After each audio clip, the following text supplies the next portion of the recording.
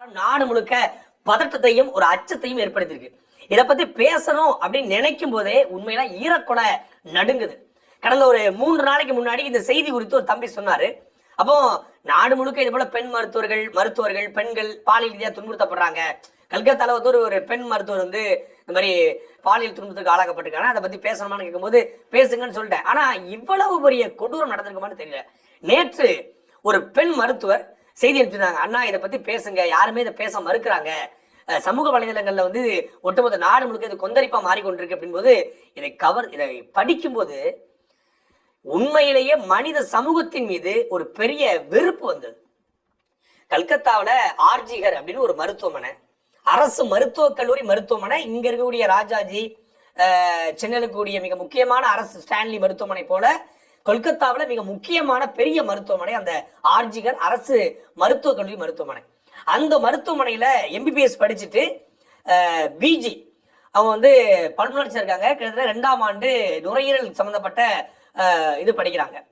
ஒரு மிகப்பெரிய கனவோடு மருத்துவத்துல கோல்டு மெடல் வாங்கணும் மருத்துவ படிப்புல அப்படின்னு சொல்லி ஒரு மிகப்பெரிய கனவோடு படித்து கொண்டிருந்த அந்த பெண்ணு, அவங்க அப்பா அந்த பெண்ணை பத்தி சொல்லும் போது, ஒரு நாளைக்கு என் பிள்ளை படிக்கும் போது ஒரு நாளைக்கு 10 to 12 மணி நேரம் படிப்பா, படிப்பை தவிர வேற எதையுமே சிந்திக்க மாட்டா, புத்தகம் தவிர்த்து அவளை பார்க்க முடியாது, புத்தகத்தில் மட்டும்தான் பார்க்க முடியும் அப்படிங்கிறாரு. அப்படிப்பட்ட ஒரு பெண் கிட்டத்தட்ட 36 மணி நேரம் தொடர்ச்சியா டியூட்டி பார்த்துருக்காங்க. இந்தியா முழுவதுடைய பல்வேறு அரசு மருத்துவமனைகள்ல இன்னைக்கு 30 மணி நேரம் 40 மணி நேரம் தொடர்ச்சியா டியூட்டி பார்க்கறீங்கன்னா மருத்துவருடைய பற்றாக்குறையினால தொடர்ச்சியா அவங்க பண்ணியிருக்காங்க. அப்படி தொடர்ச்சியா 36 மணி நேரம் அந்த ஹாஸ்பிட்டல்லே அவங்க டியூட்டி பார்த்துருக்காங்க, வீட்டுக்கு போகல. அந்த சோர்வுல அந்த மருத்துவமனையில 4வது மாடி, அது வந்து ஒரு கான்பரன்ஸ் கால், ஒரு கருத்தரங்கம் நடக்கக்கூடிய இடம். அந்த கான்பரன்ஸ் கால அயர்ந்து அவங்க போய் தூங்குறாங்க. இரவு 2 மணிக்கு தான் படுக்க போயிருக்காங்க. காலையில 11 மணிக்கு அந்த இதை திறந்து பார்த்தா அந்த பெண் இருந்த கோலத்தை வார்த்தைகள்லயோ எழுத்துலயோ கொண்டு வர முடியாது. அவ்வளவு மோசமா அந்த பெண் கிடந்திருக்காங்க. உடனடியா அந்த நிர்வாகம் என்ன சொல்லிருக்காங்க, தற்கொலை பண்ணி இறந்து போயிட்டாங்க அப்படின்னு தான் முதல்ல செய்தி வருது. அதுக்கப்புறம் அந்த பெண்ணுடைய உறவினர்கள், அவங்க அப்பா எல்லாரும் சேர்ந்து பேட்டி கொடுக்குறாங்க, பத்திரிகைகள்ல வெளிவருது, ஊடகத்தை சந்திக்கிறாங்க. அதுக்கு பிறகு இதுல சந்தேகம் இருக்கு அப்படின்னு சொன்ன பிறகுதான் காவல்துறை விசாரணையில் இறங்குது. அந்த பகுதியினுடைய மாநகர ஆணையர் வந்து விசாரிக்கிறாரு. விசாரித்து தொடர்ச்சியா வந்து இன்வெஸ்டிகேஷன் போகுது. அதுக்கப்புறம் அந்த பெண்ணுடைய உடல் மருத்துவமனைக்கு போன பிறகு அவள் மிக மோசமான முறையில பாலியல் துன்புறுத்தலுக்கு ஆளாக்கப்பட்டு படுகொலை செய்யப்பட்டிருக்கிறாள் அப்படின்னு தெரிய வருது. எந்த அளவுக்கு பாலியல் துன்புறுத்தலுக்கு ஆளாக்கப்பட்டிருக்காங்கன்னா, அந்த பெண்ணுடைய கண்ணுல ரத்தம் வந்திருக்கு, அவருடைய வாயிலிருந்து ரத்தம் வந்திருக்கு, அவருடைய கழுத்து எலும்பு, அதாவது தைராய்டு எலும்புன்னு சொல்லுவாங்க, அந்த எலும்பு உடைக்கப்பட்டிருக்கிறது, கழுத்து திருக்கப்பட்டிருக்கிறது. அதே போல அவருடைய விரல்கள் அத்தனையும் உடைக்கப்பட்டிருக்கிறது. 2 காலையும் 90 டிகிரிக்கு வளைச்சு 2 காலையும் உடைச்சிருக்காங்க. இதை எல்லாத்தையும் தாண்டி அவருடைய பிறப்புறுப்பு முழுமையாக சேதமடைஞ்சிருக்குது. நேற்று அந்த பெண் சம்பந்தப்பட்ட போஸ்ட்மார்ட்டம் ரிப்போர்ட், உடற்கூறு ஆய்வருடைய முடிவுகள் வெளிவந்த பிறகு ஒட்டுமொத்தமான மருத்துவர்களும் பேரதிர்ச்சிக்கு உள்ளாயிட்டாங்க. அந்த பெண்ணினுடைய உடம்புல 150 மில்லிகிராம் விந்தணு இருந்திருக்கு. ஒரு மனிதன், ஒரு ஆணுடைய உடம்புல ஒரு நேரத்துக்கு 5 கிராம் விந்தணு தான் வெளியேறுன்னு சொல்றாங்க. 150 கிராம் விந்தணு அந்த பெண்ணினுடைய உடம்புல இருந்தா இது எப்படி ஒருத்தர் செய்த பாலியல் துன்புறுத்தலா இருக்க முடியும் அப்படிங்கிறதா இப்ப மிகப்பெரிய கேள்வி.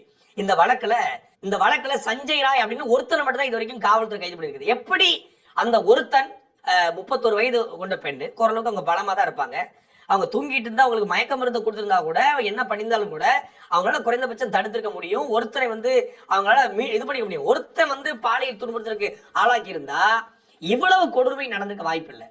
ஏன்னா 150 கிராம் விந்தணு அந்த பெண்ணுடைய உடம்புல இருக்குன்னா எத்தனை பேர் ஒரு கூட்டு பாலியல் வன்முறை நடந்திருக்குது.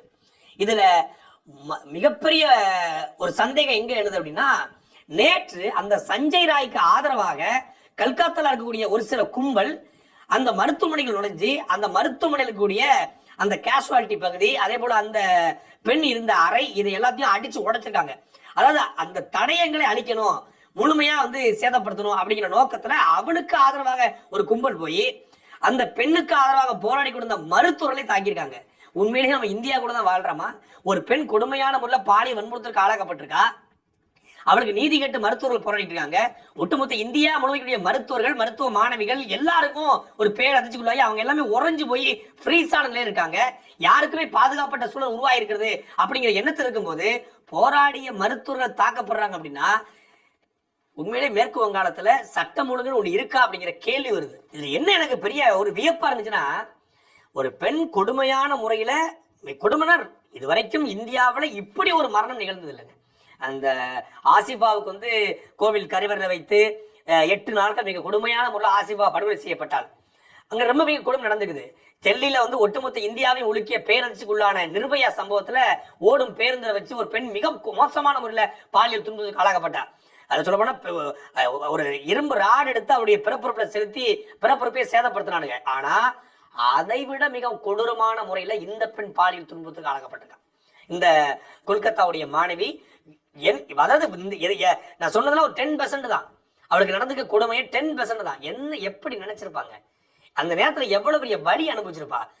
எல்லாத்தையும் முடிச்சுட்டு எல்லாத்தையும் பண்ணிட்டு கடைசியா அவ கழுத்தை திருப்பி கொலை பண்ணிட்டு போறான்னா அவ உயிரை காக்க போராடி கொண்டிருந்த மாணவி. அதாவது மத்தவங்களுடைய உயிரை காக்குவதற்காக மருத்துவம் படிச்சவங்க.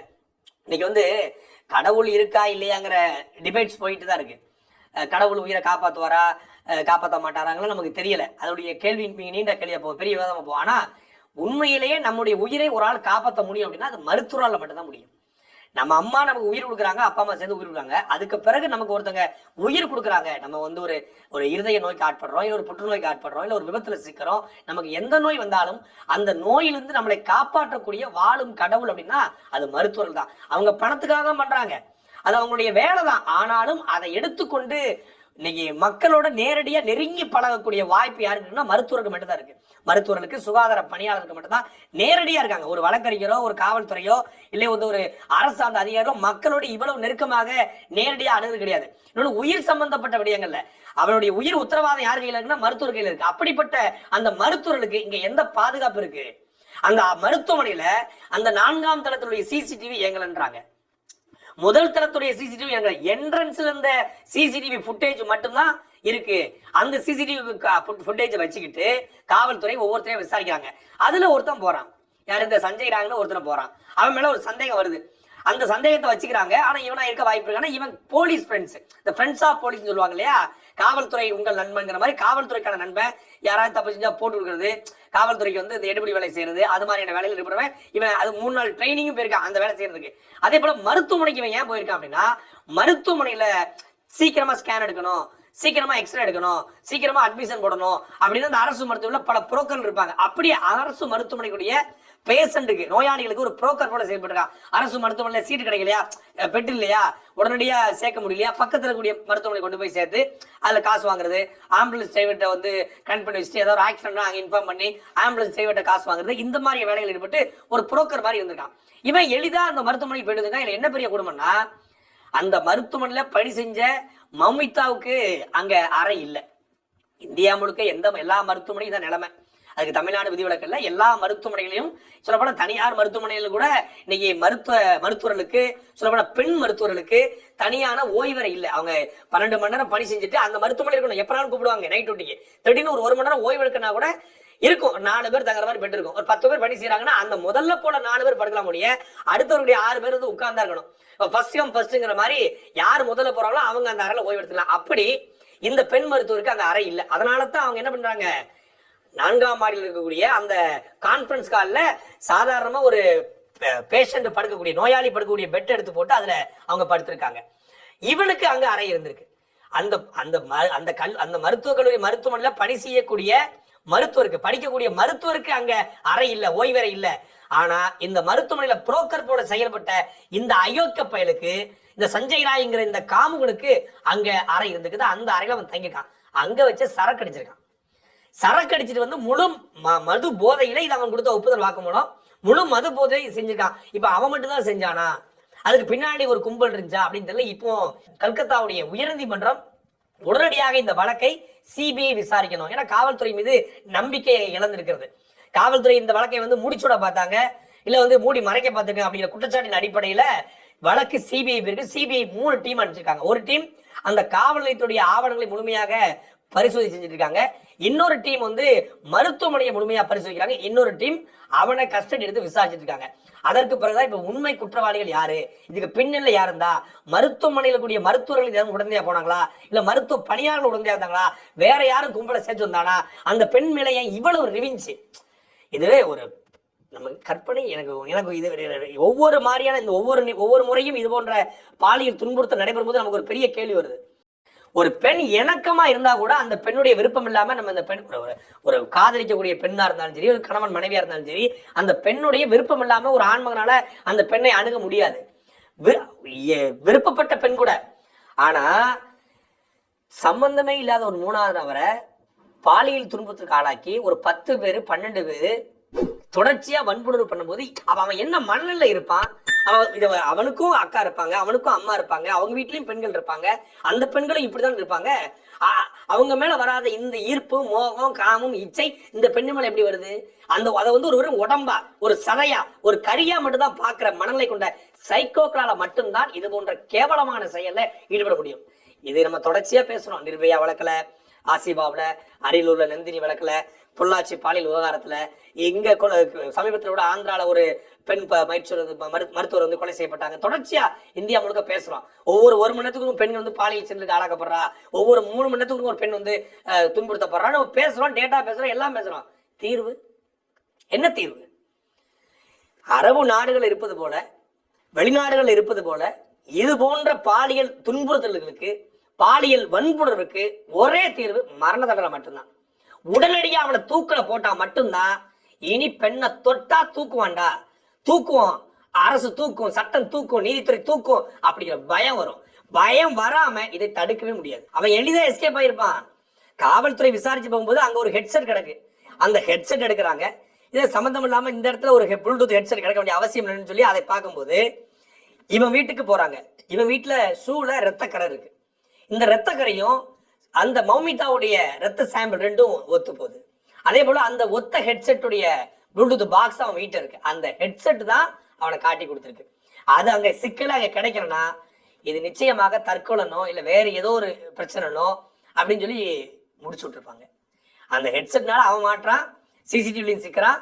அப்புறம் தொடர்ச்சியா அந்த விசாரணை போது தொடர்ச்சியான மருத்துவக் கல்லூரி மாணவர்களுடைய போராட்டம், அவங்க அப்பா அம்மாவுடைய போராட்டம், அவங்க உறுதித்தன்மை தான் இந்த வழக்கை இந்தியா முழுக்க பேசப்படும் பொருளாக மாத்திருக்குது. இதுல மிக முக்கியமா நம்ம பார்க்க வேண்டியது என்னன்னா, இன்னைக்கு மேற்கு வங்கத்துடைய அரசாங்கம் அந்த பாதிக்கப்பட்ட பெண், அதாவது இறந்து போன அந்த மமிதாவுடைய குடும்பத்திற்கு நிவாரணம் வழங்கியிருக்காங்க. இப்ப நம்ம ஊர்ல சாராயம் குடிச்சு இறந்தா 10 லட்சம் கொடுக்குறாங்க இல்லையா, அது மாதிரி நிவாரணம் வழங்கியிருக்காங்க. அந்த பெண்ணுடைய தந்தை உண்மையிலே அவரை நான் வந்து அவருக்கு ராயல் சல்யூட். அந்த பெண் இறந்துட்டா, இனி வரப்போறது இல்லை, என் மகன் எனக்கு வரப்போறது இல்லை, ஆனா இந்த பணத்தை நான் வாங்கினா அது என் பெண்ணை கொச்சைப்படுத்துது ஆயிரும்.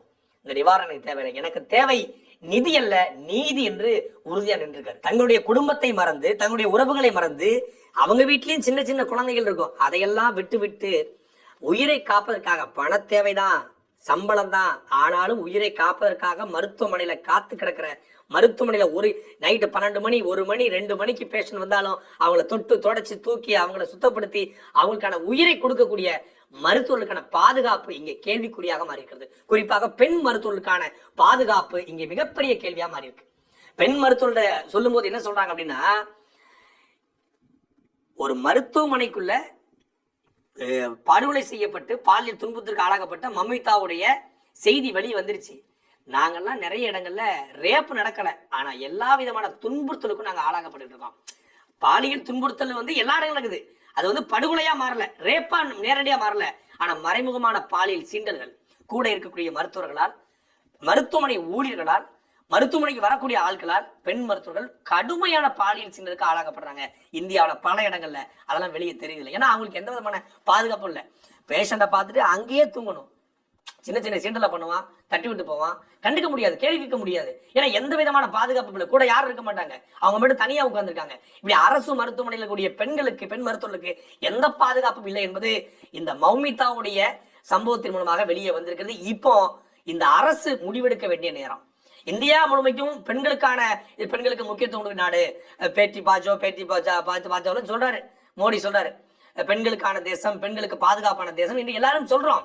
33 விழுக்காடு கொடுக்கணும், இல்ல 50 விழுக்காடு கொடுக்கணும் அப்படின்னு இடப்பகிர்வு கொடுத்து பேசுறோம். ஆணுக்கு பெண் சமம்னு சொல்றோம். இன்னைக்கு விமானம் ஓட்டிட்டாங்க, இந்தியா நிலாவுக்கு பெண் போயிட்டாங்கன்னு பெருமைப்படுத்துறோம். ஆனா அந்த பெண்களுக்கான பாதுகாப்பு இங்கே மிகப்பெரிய கேள்விக்குறியாக மாறி இருக்கிறது. வெட்டியா சட்டசபையில போய் உட்கார்ந்து மக்களுடைய பிரச்சனையை பேசாம கட்சி தலைவர்களுடைய புகழை பாடி தங்களுடைய தலைவர்களை பெருமையை பேசி 1,50,000 ரூபாய் 2,00,000 ரூபாய் சம்பளம் வாங்குற எம்எல்ஏக்களுக்கு தனித்தனி ரூம், எம்எல்ஏ ஹாஸ்டல். அவங்க தங்க போறதே இல்லை, அவங்களுக்கு தனித்தனி வீடு இருக்கும், ஆனாலும் ஹாஸ்டல். இங்கிருந்து போய் பாராளுமன்றத்தை, இந்தியா முழுக்க பாராளுமன்ற உறுப்பினர் மொத்தமா ஒரு சில பாராளுமன்ற உறுப்பினர் எல்லாரும் போய் தட்டிட்டு பானிபூரியும் பக்கடாவும் சாப்பிட்டு வராங்க. அவங்க எல்லாத்துக்கும் தனித்தனி வீடு. இந்த சட்டமன்ற உறுப்பினருக்கும் பாராளுமன்ற உறுப்பினருக்கும் இருக்கிற அடிப்படை உரிமைகள் கூட மருத்துவர்கள் கிடையாது. ஒரு மருத்துவமனை கட்டும் போது எத்தனை மருத்துவர் பணி செய்வாங்க, அந்த மருத்துவர்களுக்கான ஓய்வறை, இரவு எத்தனை மருத்துவர் பணி செய்வாங்க, அவங்களோட ஓய்வறை கொடுக்கணும்ல. அந்த ஓய்வறைன்னு ஒண்ணு இருந்திருந்தா, இந்த மௌமிதாவுக்கான பாதுகாப்பான ஒரு ஓய்வறை எங்க இருந்திருந்தா, படுக்கையறை அங்க இருந்திருந்தா, அவங்க எதுக்கு போயிட்டு கான்பரன்ஸ் காலில் படுக்கிறாங்க? இல்ல மருத்துவமனையுடைய முதல்வர் டீன்னு சொல்லியிருக்காரு, அந்த பொண்ணு எதுக்கு போய் அங்க போய் படுக்குது? 4ஆம் ஆண்டுல போய் படுக்க வேண்டிய அவசியம் என்ன? அங்க போய் படுத்தா இது மாதிரி நடக்கும்ல, அது பாதுகாப்பான இடம் தானே, அங்கேயே போயிருக்கான்னு சொல்லி அவ்வளவு அலட்சியமாக கேவலமாக அந்த முதல்வர் பேசியிருக்காரு. எப்பவுமே இங்க தப்பு செய்யறவனை விட்டுருவான். தப்பு செய்யறவனை கண்டியா, தப்பு செய்யறவனை வந்து தடுக்கிறதுக்கு வழி பாரியா, இல்ல இனிமேல் தப்பு நடக்காம இருக்கு என்ன வழின்னு பாருன்னு பார்த்தா, நீ ஏன் அங்க போன, நீ ஏன் அதை பண்ண? இப்போ பெண் மருத்துவ குறை சொல்ல ஆரம்பிச்சாச்சு. இதுக்கான பாதுகாப்பை உறுதிப்படுத்துங்க, குறைந்தபட்சம் சிசிடிவி வைங்க, ஒரு பாதுகாப்பு அறை கொடுங்க, பெண் மருத்துவர்களுக்கான நேரத்தை ஒதுக்குங்க, ஒரு டியூட்டி டைம் கொடுங்க, சுழற்சி முறையில் பணி செய்ய விடுங்க அப்படின்னு சொன்னா அவங்களோட கோரிக்கையை ஏற்றுக்கொள்ளாம மருத்துவ கல்லூரியில் இருக்கக்கூடிய மருத்துவர்கள், பெண் மருத்துவர்கள் கோட்டை ஒழுங்கா போடணும், ட்ரெஸ்ஸை ஒழுங்கா போடணும், நீங்க வந்து டியூட்டி டைம் இல்லாம வெளியே போகக்கூடாது, டியூட்டி முடிச்சுட்டு, டியூட்டி முடிச்சாலும் உள்ளே உட்காந்துக்கணும் அடுத்த டியூட்டி வர்ற வரைக்கும் அப்படின்னு. எங்க அதாவது ஒரு படுகொலை நடக்குது, ஒரு பாலியல் வன்முறை நடக்குதுன்னா அந்த பெண்ணுடைய உடையின் மீது தான் இவனுடைய கவனம் போகும். அவ ட்ரெஸ் ஒழுங்கா போட்டுக்க மாட்டா, அவ வந்து கோட்டு ஒழுங்கா போட்டுக்க மாட்டா. ஏற்கனவே மருத்துவர்களுக்கான ஒரு கோட் இருக்கு, கோட்டு போடாம எந்த மருத்துவரும் இருக்க போறது பணியில. பணி முடிஞ்சு போகும்போது கோட்டோட தூங்கிட்டு இருக்க முடியுமா? இல்ல உடம்பு முழுக்க சாக்க சுத்திட்டு படுத்திருக்க முடியுமா? உடை பிரச்சனையா, அவனுடைய உள்ளத்துல பிரச்சனை இருக்கா? ஒரு குற்றத்திற்கு மரண தண்டனை கூடாதுங்கிறதா நம்மளுடைய நிலைப்பாடு. ஆனா இவனெல்லாம் துடிக்க துடிக்க படுகொலை செய்தால் மட்டும்தான், மரண தண்டனை கொடுத்தால் மட்டும்தான், சட்டப்பூர்வமாக கொடுத்தால் மட்டும்தான் இது தீர்வா போய் முடியும். இல்லைன்னா இதை நம்ம பேசியே வேண்டியதான். இங்க வந்து ஒரு 3 வயசு குழந்தைங்க, சென்னையில 3 வயசு குழந்தை ஹர்னின்னு சொல்லி அந்த பொண்ணை படுகொலை பாலியல் துன்புத்து 3 வயசு குழந்தைகிட்ட என்னடா மனுஷங்க நீங்க? 3 வயசு குழந்தைய ரேப் பண்ணி அதை எரிச்சு கொண்டுட்டு ஜெயில போய் ஏ கிளாஸ் வாங்கிட்டு நல்லா இருக்காங்க. ஒருத்தன் ஒரு தடிமாட்டு நல்லா இருக்கான். அதே மாதிரி இந்தியா முழுக்க இது போன்ற பாலியல் துன்புத்துல ஆடப்பட்ட எல்லாரும் ஜெயிலுக்குள்ள வசதியா வாழ்றான். நல்ல கறியை தின்னுபிட்டு, சிக்கனை தின்னுபிட்டு, பழத்தை தின்னுபிட்டு நல்லா கிளறு மாதிரி இருக்கான். இவனெல்லாம் எத்தனை நாளைக்கு வச்சு சோறு போடுறது? இதுக்குதான் இந்தியாவுடைய சட்டம் இருக்கா, நீதித்துறை இருக்கா, சிறைத்துறை இருக்கா? இந்த மாதிரி தடிமாட்டுகளை சோறு போடுறதுக்கு. பாலியல் துன்புறுத்தல ஈடுபட்டான், பெண்களை வந்து பாலியல் துன்புறுத்துக்கு ஆளாகனா போட்டு தள்ளிட்டு போயிட்டே இருக்க வேண்டியதான். இந்த வழக்குல அந்த பெண்ணுக்கு நீதி கிடைக்க போறது இல்லை, அவன் இறந்து போயிட்டாங்க, இனி அவங்களுக்கான நீதி இல்லை. அது உயிரற்ற உடலா மாறிடுச்சு. எவ்வளவு பெரிய வலிகளையும் வேதனைகளையும் தாங்கி எத்தனை பேருடைய வலியையும் வேதனையும் போக்க இருந்த ஒரு மருத்துவர், பெரிய கனவோடு இருந்த மருத்துவர், ஒரு கோல்டு மெடல் வாங்கணும், குடும்பத்துக்கு வந்து நம்ம பெருமை சேர்க்கணும், நம்ம சமூகத்துக்கு பெருமை சேர்க்கணும்னு நினைச்சுட்டு இருந்த ஒரு மருத்துவருடைய கனவு சிதைக்கப்பட்டுச்சு. அந்த குடும்பத்தின் கனவு சிதைக்கப்பட்டுச்சு. இனி அவங்களுக்கு நீதி கிடைக்க போறது இல்லை. அந்த பெற்றோர்களுக்கு எங்க எப்படி ஆசையா பிள்ளைய வளர்த்துருப்பான். நம்ம வீட்டுல நம்ம பிள்ளைய வளர்க்கும் போது அவனு வளர்த்துருப்பான். அந்த பிள்ளை முதல்ல பேசிடாதா, முதல்ல அது நடந்து வரும்போது, முதல்ல அது அவங்க அப்பா பேரை சொல்லி கூப்பிடும்போது, முதல்ல அது வந்து ஒரு பொருளை போய் கடையில் போய் ஆசையா வாங்கிட்டு வரும்போது, முதல்ல பள்ளிக்கூடத்தில் போயிட்டு அது ஏபிசிடி சொல்லும் போது, அது தன் தாய்மொழியில பேசும்போது எவ்வளவு ரசிச்சிருப்பான். அதுவும் அது மருத்துவராகி அது மருந்து மாத்திரைகளை கொடுத்து 4 பேரை குணப்படுத்தும் போது எவ்வளவு பெருமைப்பட்டிருப்பாங்க, எவ்வளவு ஆசையோடு இருப்பாங்க. இப்படி நம்ம ஒரு உடம்பு சரியில்லாம இறந்து போயிட்டா, ஒரு ஆக்சிடென்ட்ல இறந்து போயிட்டா, ஒரு திடீர்னு ஒரு அட்டாக் வந்து இறந்து போயிட்டா கூட அந்த அவங்களுக்கு ஒரு மாசம் 6 மாசம் அந்த வலி மறைஞ்சிடும். சரி, உடம்பு சரியில்லை பிள்ளை இறந்து போச்சு, ஒரு விபத்துல பிள்ளை இறந்து போச்சுன்னு 10 பேர் சேர்ந்து, ஒரு ஓநாய்கள் சேர்ந்து அந்த பிள்ளைய கதற எலும்புகளை உடைச்சி, காலை உடைச்சி, கையை உடைச்சி, விரலை உடைச்சி, கண்ணுல ரத்தம் வடிய காதுல ரத்தம் வடிய, காதை கடிச்சு வச்சிருக்கானுங்க. காதை இதெல்லாம் எப்படிப்பட்ட ஜென்மங்கள் பாருங்க. இவங்களுக்கெல்லாம் ஒரு நீதி தேவையா? இவங்களாம் ஒரு விசாரணை தேவையா? இவனுக்கு சார்ஜ் போட்டு சிறையில வச்சு, இவனை பந்தபஸ்து எடுத்து, இவனுக்கு வந்து கஸ்டடி எடுத்து, இவனை விசாரிச்சு, இவனுக்கு 3 வேளை சாப்பாடு போட்டு, இந்த பொண்ணுக்கான ஒரே நீதி அப்படின்னா அந்த பெண்ணுக்கு இல்ல, அந்த குடும்பத்துக்கு அந்த வலிக்கு மருந்து போடணும்னா கடுமையான சட்டங்கள் தேவை இவளுக்கு. அதே போல சம்பந்தப்பட்ட அத்துணை பேருக்கும் கடுமையான சட்டங்களை, கடுமையான தண்டனைகள் கொடுக்கப்படணும். இனிமேல் ஒரு பெண் மருத்துவர் இந்தியாவில் எந்த இடத்துலையும் பாதிக்கப்படக்கூடாதுன்னா அவங்களுக்கான சரியான பாதுகாப்பு அறைகள் ஒதுக்கப்படணும். அவங்களுக்கான நேரம், டியூட்டி ஹவர்ஸ் குறைக்கப்படணும். அந்த பெண்களுக்கான பாதுகாப்பை முழுமையாக இந்தியா உறுதி செய்யணும். ஒவ்வொரு மாநில அரசும் உறுதி